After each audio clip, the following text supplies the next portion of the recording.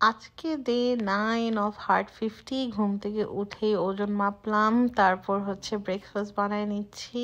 আমি একটা egg sandwich বানাবো। অল্প একটু অলিভ অয়েল ইউজ করব, এটা জাস্ট একটুখানি স্প্রে করলেই হয়। তারপর ডিমটা দিয়ে দিলাম, তারপর এটাকে ঢেকে দিচ্ছি যেন উপরটাও কুক হয়ে যায়। একটা রেসিপি দেখেছি এরকম ব্রেডটা ডিমের উপরে দিয়ে দেয়, সুইটাই ট্রাই করছি। চিজ দিয়ে দিলাম, কিছু লিভস দিয়ে নিলাম। আমার ডিমটা একটু লেগে গিয়েছে কারণ অনেক অল্প তেল ইউজ করেছি।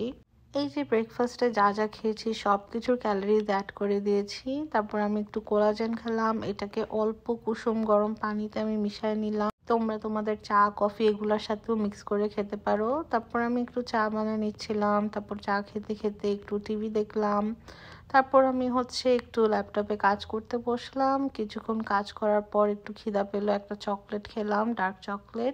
তারপর সন্ধ্যাবেলা একটা ফুল বডি ওয়ার্কআউট করলাম। পুরাটা আমি শেষ করতে পারি নাই, but did 80% of it I will say. তারপর ওয়ার্কআউট শেষে আমি একটা শাওয়ার নিয়ে নিলাম। তারপর অনেক খিদা লেগেছে। আজকে ডিনারে অনেক কিছু খাবো। আমি হচ্ছে লিন গ্রাউন্ড বিফ এরকম স্টেকের মতো করে নিচ্ছি সল্ট অ্যান্ড পেপার দিয়ে, and it's really one of my favourite things.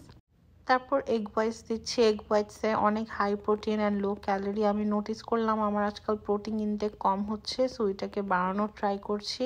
তারপরে এগ পটেটো সালাডটাও মেজার করে আমি 140 গ্রামসের মতো নিলাম, and this is my plate. It was so wholesome. সাথে ডাইট পেপসি রেখেছি, অ্যান্ড এই পপকর্ন চিকেনগুলো অনেক মজা। And that's it for today guys, thank you.